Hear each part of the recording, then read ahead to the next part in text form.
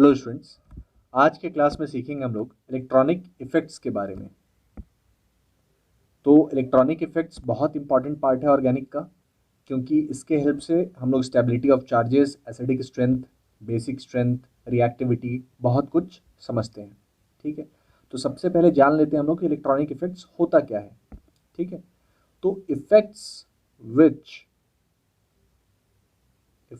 Which appear due to electronic distribution, effects which appear due to electronic distribution are called electronic effects। तो ये हमारे electronic effects हैं जो electronic distribution के चलते आ रहे हैं। तो इलेक्ट्रॉनिक डिस्ट्रीब्यूशन का मतलब है डिस्ट्रीब्यूशन ऑफ इलेक्ट्रॉन्स। तो क्या क्या टाइप्स हो जाते हैं इसके वो देख लेंगे हम लोग। तो फर्स्ट हो जाता है हमारे पास inductive effect. First effect is called inductive effect. ठीक है, next effect, that is second one is called electromeric effect। तो पहला inductive, second electromeric effect, third हो गया हमारे पास resonance, third one is resonance and then at last hyperconjugation. So hyperconjugation is also called no bond resonance. तो वो जब होगा समझेंगे हम लोग उसको। तो ये चार हमारे पास इलेक्ट्रॉनिक इफेक्ट्स हैं। ठीक है, तो सबसे पहले हम लोग स्टार्ट करेंगे इंडक्टिव इफेक्ट से। सबसे पहले हम लोग चेक कर लेते हैं इंडक्टिव इफेक्ट क्या है, उसका एप्लीकेशन क्या है, फिर हम लोग अगले इफेक्ट्स में जाएंगे। Let's write first inductive effect. Inductive effect, तो नाम से ही ऐसा लग रहा है inductive comes from the word induction. Physics में इंडक्शन हुआ होगा, इंडक्शन ऑफ चार्जेस, इंड्यूस होता है चार्ज, वैसा कुछ।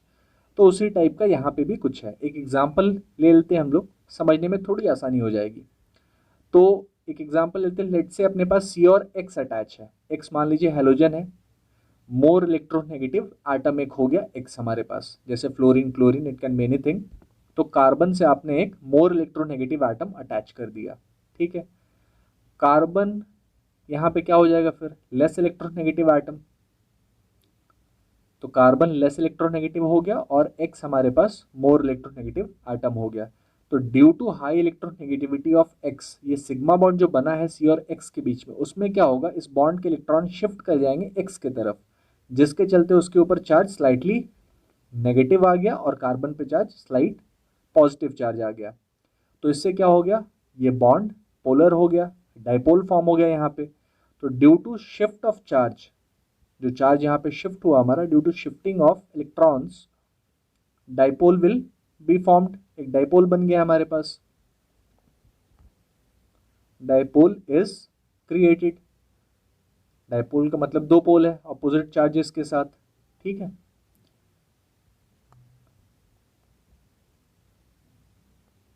तो देखिए यहाँ पे अगर मैंने कार्बन के साथ चार आइटम ले लिए, लेट से कि एक्स यहाँ पे इलेक्ट्रॉन अट्रैक्ट कर लिया डेल माइनस, तो कार्बन पे चार्ज डेल प्लस। अब ये कार्बन अपने एडजेसेंट वाले से चार्ज अट्रैक्ट करेगा, तो उस पर चार्ज क्या आ जाएगा, डेल डेल प्लस, थोड़ा कम।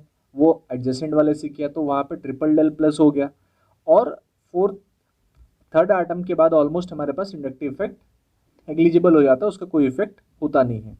ठीक है, तो तीन एटम तक ही हम लोग चेक करेंगे कि इंडक्टिव इफेक्ट एप्रिशिएबल इफेक्ट तक है, अदरवाइज उसका कोई उतना ज़्यादा इम्पैक्ट नहीं रहता है। ठीक है, तो effect of polarisation, inductive effect क्या है वो लिख लेंगे हम लोग। Effect of polarisation in the chain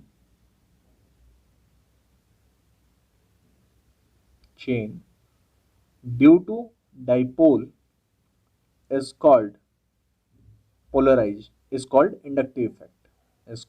inductive effect।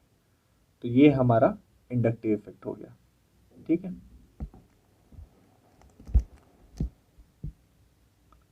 आगे देखते हैं इसमें हम लोग फिर। तो इंडक्टिव इफेक्ट हमारा क्लियर हो गया क्या है। तो कुछ पॉइंट्स है, इसके फीचर्स हैं, कुछ कैरेक्टरिस्टिक्स और फीचर्स ऑफ इंडक्टिव इफेक्ट, वो देख लेते हैं।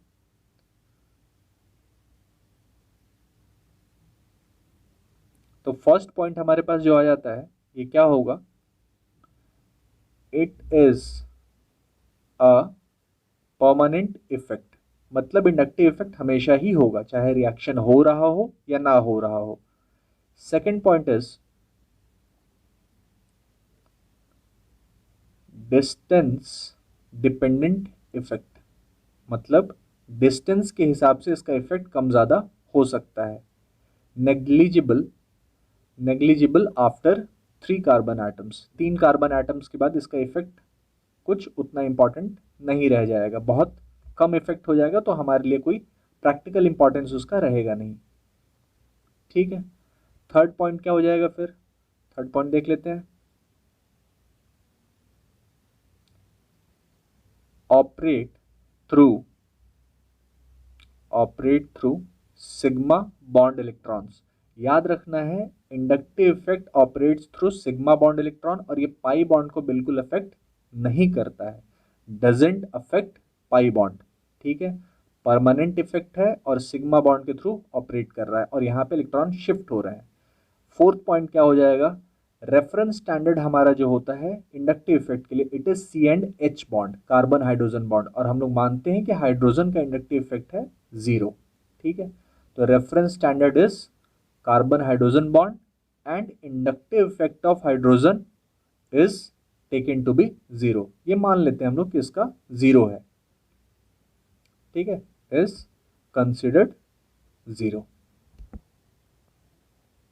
तो इसका मतलब क्या हो गया कि बाकी जो भी हमारे पास ग्रुप या फिर एटम होंगे तो उनके जो भी इंडक्टिव इफेक्ट्स निकालेंगे हम लोग, it will always be with respect to hydrogen atom, मतलब CH में जो हुआ उसके कंपैरिजन में जो होगा उसके हिसाब से हम लोग निकालेंगे कि कोई ग्रुप इलेक्ट्रॉन विड्रॉ करेगा या इलेक्ट्रॉन दे रहा होगा।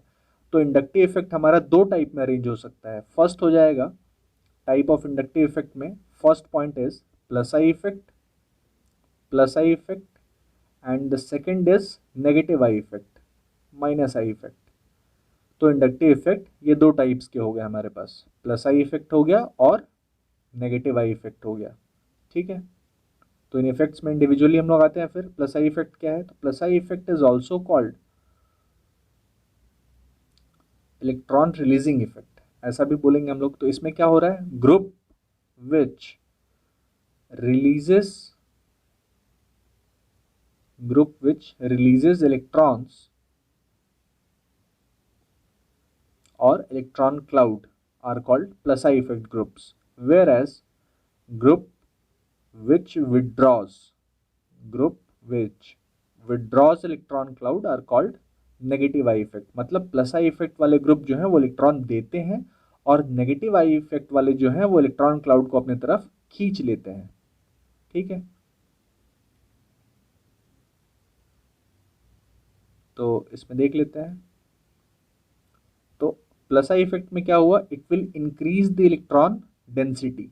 जहां भी प्लस आई इफेक्ट वाला ग्रुप ऐड हो जाएगा वो इलेक्ट्रॉन देगा उसको और ज्यादा, तो उसके चलते क्या हो जाएगी, डेंसिटी ऑफ इलेक्ट्रॉन इंक्रीज हो जाएगी। वेयर एज नेगेटिव आई वाले में क्या होगा, इलेक्ट्रॉन हटा रहा है तो it will decrease the electron density, तो डेंसिटी ऑफ इलेक्ट्रॉन को माइनस आई इफेक्ट हटा देगा, प्लस आई इफेक्ट इंक्रीज कर देगा। ठीक है, तो एग्जाम्पल्स ले लेते हैं इनके हम कुछ। तो प्लस आई इफेक्ट का जैसे एग्जांपल ले लेते हैं।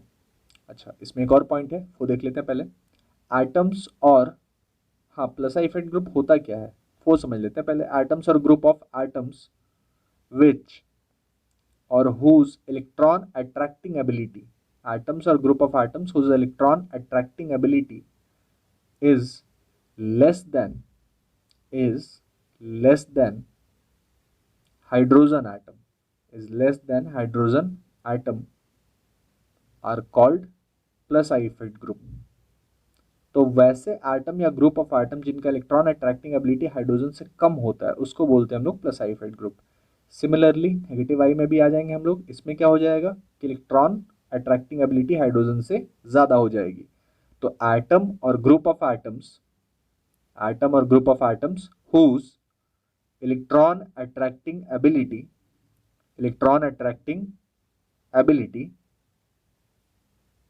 is greater than hydrogen are called negative I effect groups. तो प्लस आई का मतलब है जो इलेक्ट्रॉन देगा और माइनस आई का मतलब है जो इलेक्ट्रॉन हटाएगा। तो यहाँ पे सिर्फ इलेक्ट्रॉन का शिफ्ट होगा, ट्रांसफर नहीं होगा, इसीलिए पार्शियल चार्जेस मिलेंगे हमें, कंप्लीट चार्जेस नहीं मिलते इंडक्टिव इफेक्ट में। आगे आइए, अब कुछ एग्जांपल्स देख लेते हैं इनके हम लोग। तो प्लस आई इफेक्ट के और नेगेटिव आई इफेक्ट के एग्जांपल्स ले लेते हैं। तो प्लस आई इफेक्ट के एग्जांपल में जैसे देखिए O माइनस ले सकते हैं हम लोग, O negative, then COO minus, carboxylate anion ये ले सकते हैं, या अल्काइल ग्रुप्स ले सकते हैं हम लोग, CH3 ले सकते हैं, C2H5 ले सकते हैं। तो ये सारे क्या हैं, ये इलेक्ट्रॉन रिलीजिंग ग्रुप्स हैं और प्लस आई इफेक्ट वाले ग्रुप हैं। इनसे इलेक्ट्रॉन हमेशा जाएगा, रिलीज होगा, शिफ्ट करेगा किसी और की तरफ। वहीं नेगेटिव आई में जाए तो इसके एग्जांपल्स ले सकते हैं हम लोग कुछ, जैसे हम लोगों ने NH3 प्लस ले लिया, ये इलेक्ट्रॉन विड्रॉइंग ग्रुप है, स्ट्रॉन्ग इलेक्ट्रॉन विड्रॉइंग ग्रुप है। वहीं हम लोग ले सकते हैं NO2 is also electron withdrawing, negative I effect दिखाएगा ये। सिमिलरली हम लोग ले सकते हैं COOH, कार्बोक्सिलिक एसिड का ग्रुप। तो कार्बोक्सिलेट इलेक्ट्रॉन देता है but carboxylic acid group electron हटाता है, वैसे ही हाइड्रोक्साइड भी इलेक्ट्रॉन हटाएगा नेगेटिव आई इफेक्ट की हेल्प से।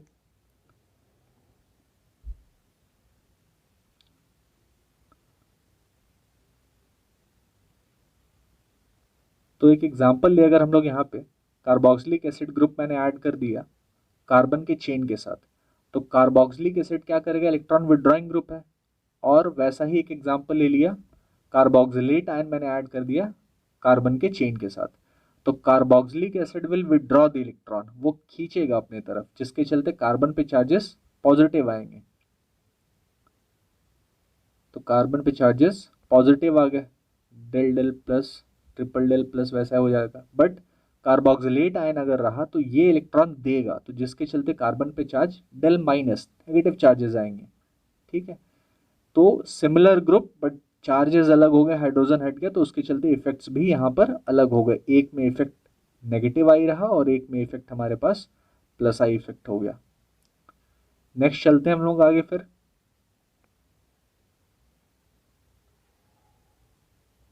तो एप्लीकेशंस क्या है इसके इंडक्टिव इफेक्ट के, वो देख लेते हैं। Applications of inductive effect, applications of inductive effect. तो एप्लीकेशंस में देखिए, फर्स्ट पॉइंट जो हो जाएगा, first is your dipole moment. Inductive effect के चलते क्या हो रहा है, डाइपोल फॉर्म हो रहा है, तो डाइपोल मोमेंट भी आएगा उसके चलते, फिर जो हमेशा रहेगा वहां पे। सेकंड हो जाएगा stability of charges, stability of charges और इंटरमीडिएट्स। तो इंटरमीडिएट्स क्या होते हैं, चार्ज स्पीसीज या ऑड इलेक्ट्रॉन वाले होंगे, तो हम लोग लिख सकते हैं स्टेबिलिटी ऑफ इंटरमीडिएट्स और चार्ज्ड स्पीशीज। तो इंडक्टिव इफेक्ट उनके स्टेबिलिटी को भी अफेक्ट करेगा। थर्ड पॉइंट हमारा हो जाएगा एसिडिक स्ट्रेंथ और एसिडिटी, एसिडिटी और acidic strength. The same way चौथा पॉइंट, फोर्थ पॉइंट हमारा बेसिक स्ट्रेंथ, बेसिक स्ट्रेंथ भी अफेक्ट करेगा, जैसे एसिडिक स्ट्रेंथ को अफेक्ट कर रहा था। एंड देन लास्ट हो जाएगा हमारे पास रिएक्टिविटी, कंपाउंड्स की रिएक्टिविटी भी इफेक्ट होती है इंडक्टिव इफेक्ट से, it will also affect the reactivity. ठीक है, तो ये 5 पॉइंट्स आपको ध्यान में रखने हैं जो इंडक्टिव इफेक्ट के चलते हमारे पास इंडक्टिव इफेक्ट, इन सब में अप्लाई करेंगे हम लोग और आंसर्स निकालेंगे वहां पे।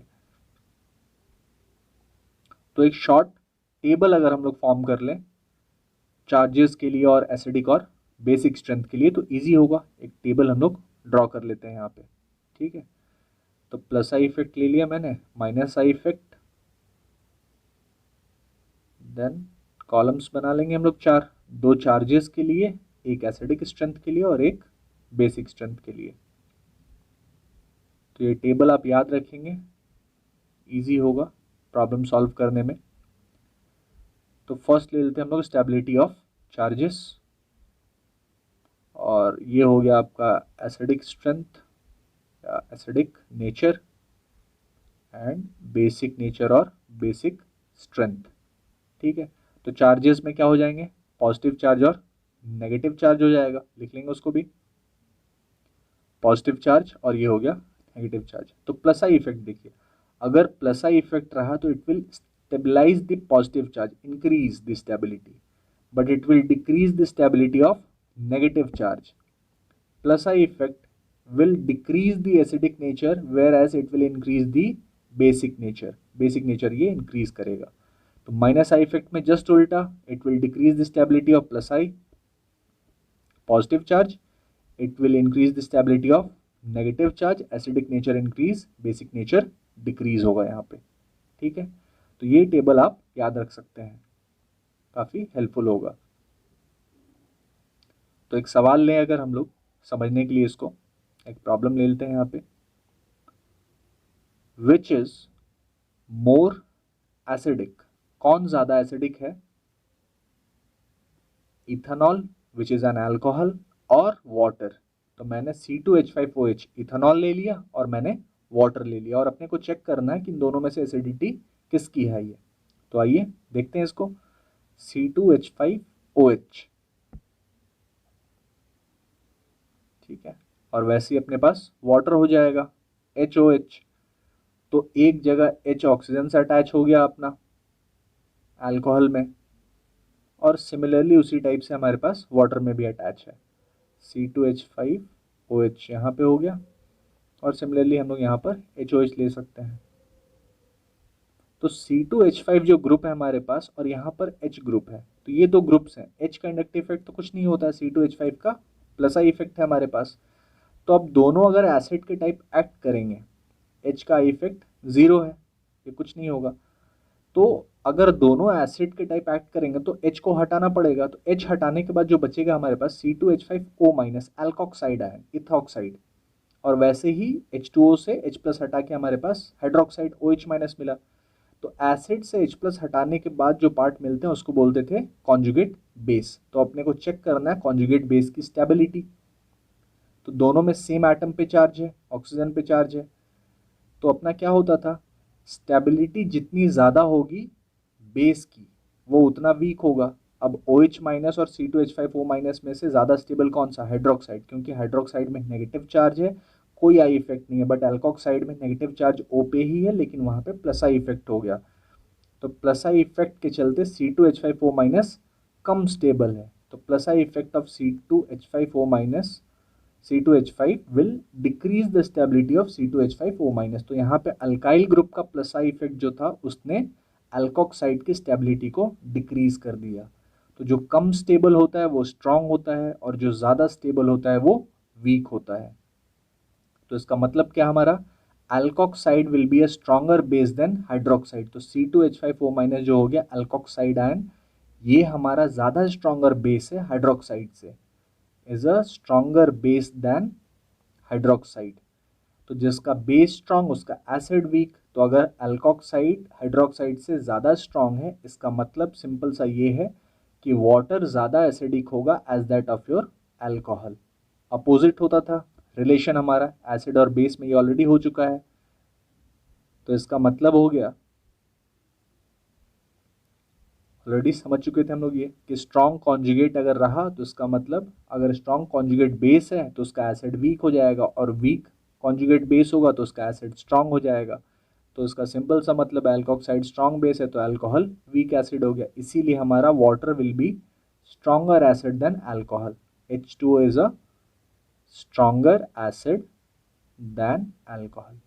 तो ये एक सिंपल सा हमारा एप्लीकेशन था इंडक्टिव इफेक्ट का, जिसमें हम लोगों ने चेक किया कि by the application of plus I effect कैसे हमारा अल्कोहल जो है वो वीक एसिड हो गया as compare to that of water. Otherwise in general क्या होता है हमारे पास, कि देख के हम लोग को ऐसा लग सकता है कि अल्कोहल ज़्यादा स्ट्रॉन्गर एसिड होगा, बट यहाँ पे ऐसा है नहीं। नेक्स्ट क्लास में अगले इफेक्ट में हम लोग जाएंगे।